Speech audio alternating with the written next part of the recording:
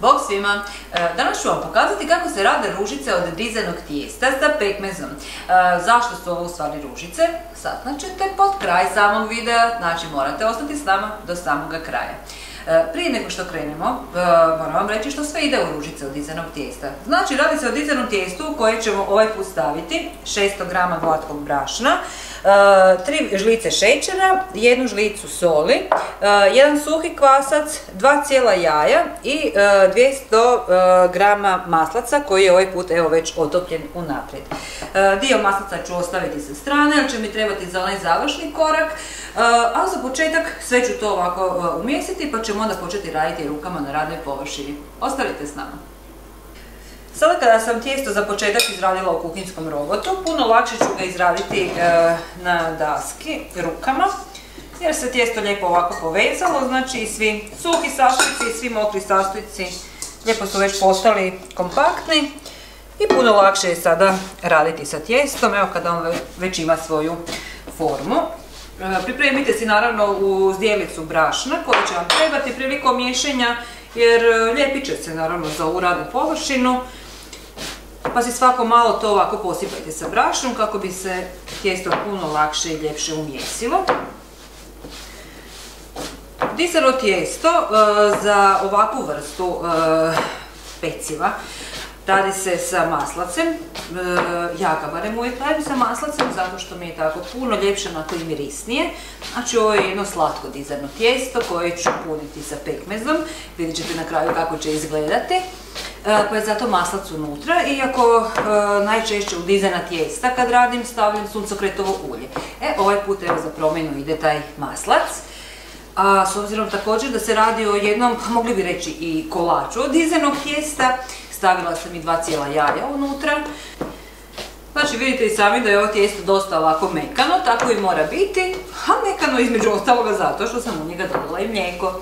Tamo na početku priče, na početku videa, zaboravila sam staviti mlijeko ovdje na ovu dasku, ali naravno da sam ga stavila. 300 ml mlijeka je išlo na ovu količinu brašna i naravno mlijeko je poželjno da bude toplo, jer kad se radi sa toplim mlijekom, tijesto će se puno brže dignuti. Stavila sam također u ovo tijesto suhi kvasac, vidjet ćete u mom receptu koji već dosta dugo imam na Recipeci, da sam u izvorniku sam koristila svježi kvasac, jednu kockicu. Dobije se znači isti proizvod na kraju krajeva, tako da evo htjela sam pokazati u ovom video receptu da se ovo može napraviti sa suhim kvascem ukoliko nemate onog svježeg. Postupak je identičan, osim što se znači na početku, ako koristite svježi kvasac se mora u toplom mlijeku malo onako promiješati, pustiti da se zdigne i onda sa njim zamjesiti evo identično ovako tijesto. Za dizano tijesto je već poznato da što se duže mjesi, što se više radi rukama, to će se bolje uzdignuti i nakon pečenja bit će puno podatnije i onako fine strukture i mekše. Zato dajte si truda. Sa dizanim tijestom morate ga dobro izraditi, tijesto mora osjetiti toplinu ljudskih ruku jer neće dobro odraditi svoju.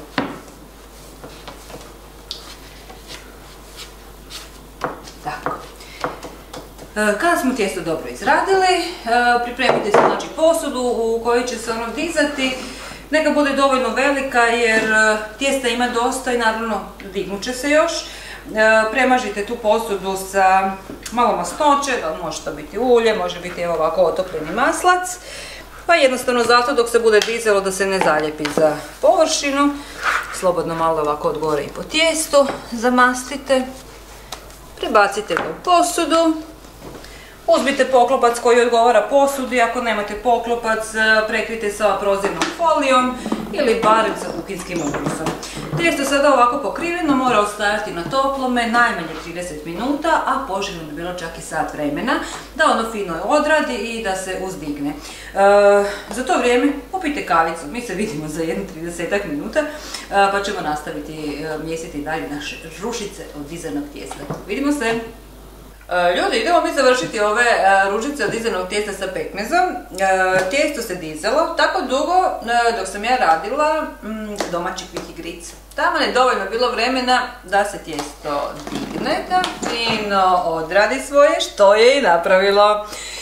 Lijepo se diglo, nije iscurilo, nije pobjeglo iz dijela, inače mi se to znalo događati, mene znaju inače zezati da ja ne znam zamjesiti loše dizano tijesto i da to uvijek curi na sve strane, a ja sam ponosna na to.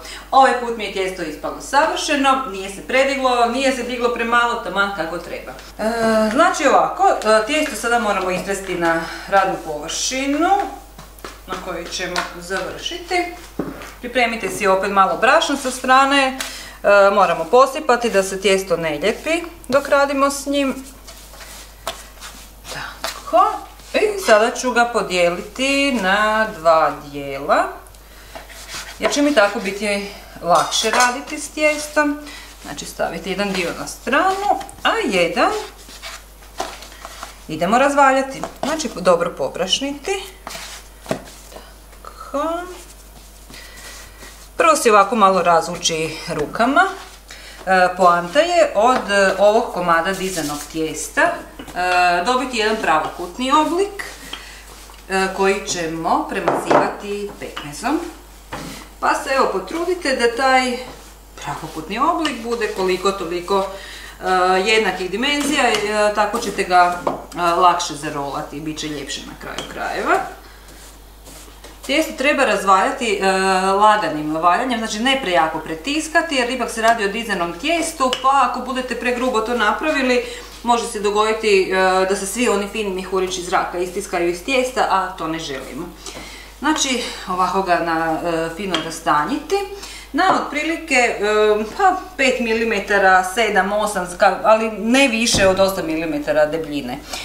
Ovakav pripremljeni oblik tijesta premazati sa pekmezom kojim želite. Pekmez je poželjno da bude malo mekši, znači ako koristite neku tvrđu vrstu pekmeza, onda ga prethodno sa žlicom malo izradite kako bi se lakše mazao preko tijesta. Ja ovaj put koristim svoj domaći pekmez od jabuka. Odlično ide sa ovim ružicama i pekmez od šljiva. Znači iskoristite onu zimnicu koju ste ranije napravili, a ako niste, odite do bake, do mame, nabavite fini domaći pekmez. Može ići također i pekmez od marelica, znači ono što najviše volite.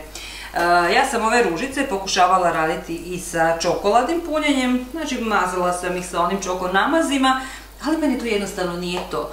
Klinci su me naravno na to nagovarali jer njima je to omiljena vrsta namaza, ali i oni su na kraju zaključili da su ružice bolje kada idu ovako sa pekmezom. Znači treba će vam otprilike jedno 6-7 žlica pekmeza za jedno ovo tijesto. I ono što sada moramo zarolati, znači sa duže strane tijesta polako početi rolati. Ovako. Privucite si da lakše radite sa tijestom. Pripremite si što se pečenja tiče lim srednje veličine i jedan oštar nož, jer sada ovu roladu moramo izrezati na komade. Komadi neka vam budu 1,5 cm debljine otprilike, znači i slažite ih u lim koji smo prethodno obložili papirom za pečenje. Neka vam svi ovi komadi koje izrezujete budu jednake debljine, jer inače tijekom pečenja neće se ravnomjerno ispeći.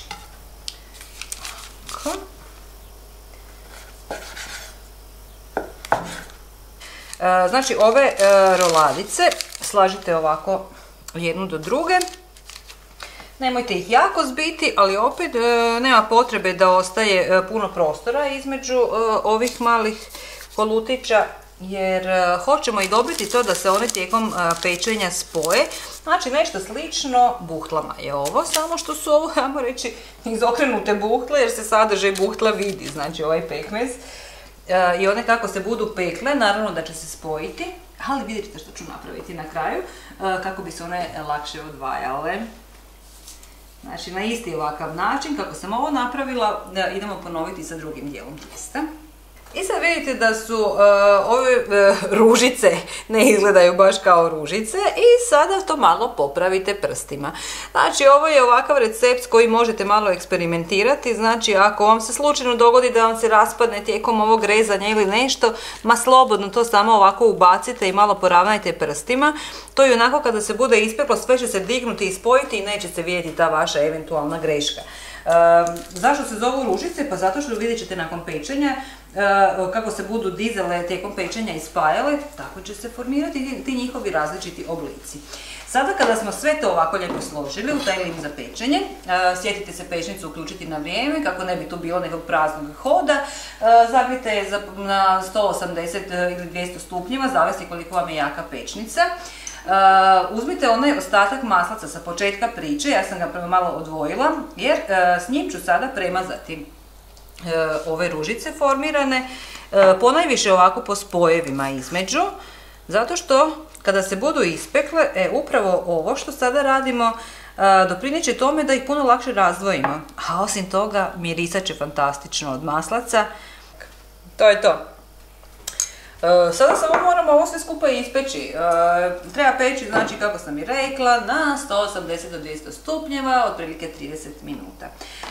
Nakon toga ih idemo izvaditi pa pogledati što smo napravili. Vidimo se! I evo ga, ružice od dizanog tijesta sa pekmezom su gotove.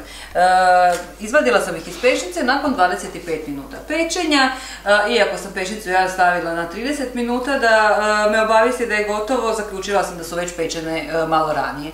Znači svakako i vi tako provjerite kada stavite na pečenje, jednostavno zato da vam se ne ispeče prejako. Ono što je meni odlično kod ovog recepta, osim što je ovo jako fino, je to da nećete puno toga ispredati. Pogledajte ovaj lim u kojem su se ružice pekle. Znači, s obzirom da su se pekle na papiru za pečenje, lim je ostao skoro pa čist. Malo ću ga samo prebrisati pa imam manje i posla. Da se ružice, čak i dok su ovako vruće, lijepo mogu odvojiti, iako su se spojile tijekom pečenja, vidite da su se lijepo digle i potpuno sljubile jedna za drugu, bez problema se odvajaju, zato što smo ih premazali sa onim maslacem prije pečenja, a sad ću vam to i pokazati. Znači, dobro ih je ovako sve kompletno izvaditi iz lima kad ih poslužujete i onda ih jednostavno samo ovako, pogledajte kako ide lijepo. Znači, nisu se ulovile jedna za drugu, i bez problema se izvade. I to mi, dragi moji, to. Evo, lijepo je pečena i od ispod, sa svih strana, prefino miriše i jako je jednostavno. Ja se nadam da ćete probati napraviti ove ružice što prije.